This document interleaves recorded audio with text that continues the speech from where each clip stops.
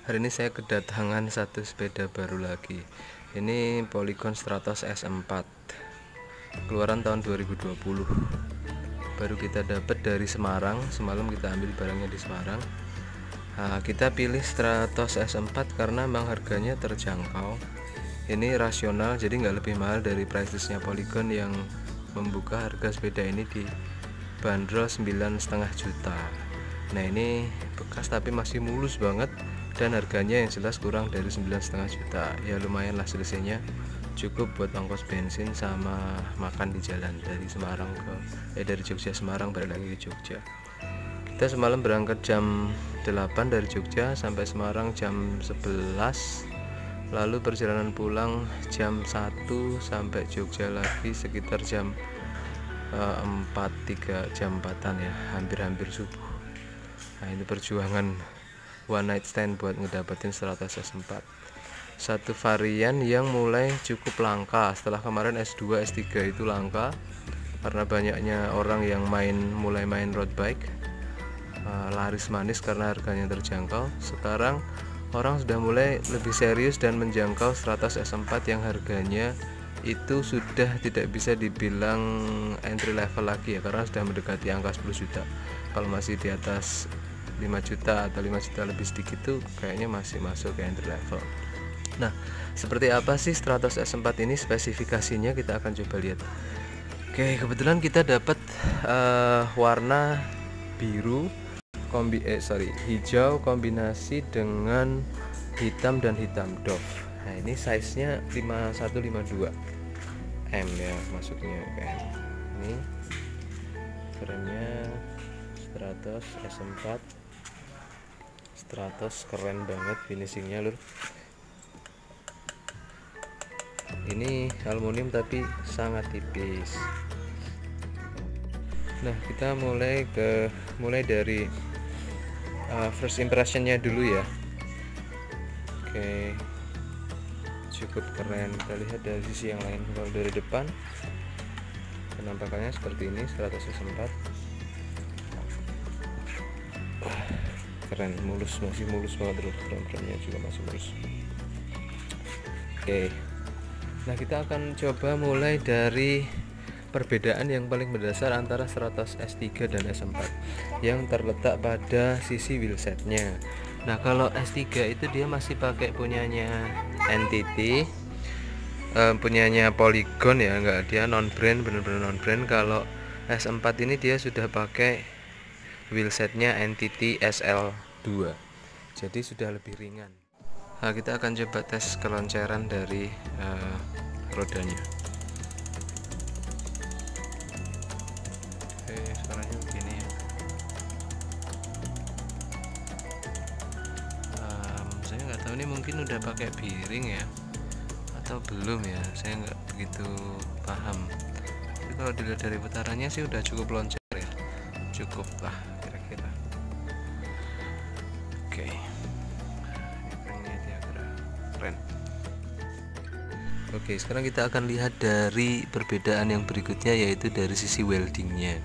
Di Stratos S4 ini Polygon sudah lebih rapi dalam merapikan ulang bagian sambungannya ya. Teman-teman bisa lihat di sini weldingnya itu benar-benar halus. Nggak ada bekas-bekas las-lasan yang biasanya bergelombang-gelombang gitu, itu udah nggak ada sama sekali. Udah benar-benar halus sampai dengan bagian bottom bracketnya juga. Ini masih ada kelihatan sedikit. Kalau yang lainnya udah benar-benar nggak ada, halus banget ya. Nah, ini perbedaannya. Kalau Stratos S2 S3 dia masih kelihatan weldingnya di sini, itu masih kelihatan bekas-bekas las aluminiumnya. Oke, itu perbedaan yang kedua antara Stratos S3 dan S4. Yang pertama wheelsetnya dia pakai Entity, kalau S3 pakai punyanya Polygon wheelsetnya. Lalu dari sisi weldingnya atau dari sisi pengelasannya, kalau finishingnya, catnya sih Polygon nggak usah diragukan lagi kualitasnya. Dia punya cat yang tebal, bagus, dan sangat awet. Oke, lalu perbedaan yang berikutnya adalah dari sisi group setnya. Group setnya ini sudah full Tiagra. Jadi kalau di Stratos S3 itu pakai Shimano Sora, tapi di bagian apa namanya ini, U-brake-nya itu masih pakai Tektro, jadi campuran ya. Drifter S3, drifternya itu Sora, cranknya Sora, kemudian FDRD-nya juga Sora, tapi U-brake-nya masih pakai Tektro. Nah, kalau Stratos S4 ini dia semuanya atau full dia menggunakan Tiagra. Kita lihat ini Tiagra ya, drifternya Tiagra, lalu U-brake-nya di depan ini juga Shimano Tiagra, lalu cranknya Shimano Tiagra, lalu RD-nya juga Tiagra, U-brake-nya belakang juga Shimano Tiagra. Jadi semuanya full Shimano Tiagra. Nah, itu perbedaan yang berikutnya. Jadi kalau S3 itu grup setnya campuran, S4 ini grup setnya sudah full Tiagra ya, meskipun masih Tiagra tapi sudah lumayan ya. Dia 10 speed kombinasi 1128 di depan dan Jepang. Cranknya itu 3650. Tadi saya sudah coba tes short ride. Saya coba sprint sejauh 1 km, nanti bisa dicek di Strava saya. Average speednya di 34 km per jam. Ya masih belum terlalu akurat karena dia jaraknya short, nggak terlalu panjang, tapi overall dia sensasinya itu ringan, hampir sama ringannya dengan Helios C2 saya, dan jelas lebih ringan daripada Stratos S3. Nah, itu poin pentingnya. Lalu saya coba nanti jadi saya balik dan saya coba nahan cadence-nya. Untuk tes cadence-nya saya bisa dapat kecepatan rata-ratanya 24 km per jam dengan jarak juga 1 km. Dan grup set dari Tiagra ini cukup signifikan perbedaannya ya. Jadi sensasi entengnya itu benar-benar kerasa teman-teman. Untuk apa namanya, cadence dan nahan kecepatan cadence di putaran mungkin sekitar 80 atau 90 rpm itu masih enak dan bisa nahan di average speednya 24 km per jam. Oke, itu tadi short testnya, first impressionnya dengan Stratos S4 ini. Kalau dibandingin S3 dia memang jelas benar-benar beda, lebih ringan. Nah, yang berikutnya juga dari sisi bannya, ini pakai ban yang memang sudah ada bau-bau sportnya. Jadi kalau S3 itu dia pakai bannya Kenda ya, dan nggak ada unsur sportnya sama sekali. Dia pakai ban Kenda komuter lah, ban komuter Kenda. Kalau S4 ini dia sudah menggunakan Squall BA Lugano. Nah, saya kebetulan kemarin habis beli ban ini untuk ganti Helios saya. Itu harganya sekitar 160.000. Kalau Kenda yang di S3 itu harganya sekitar 75.000.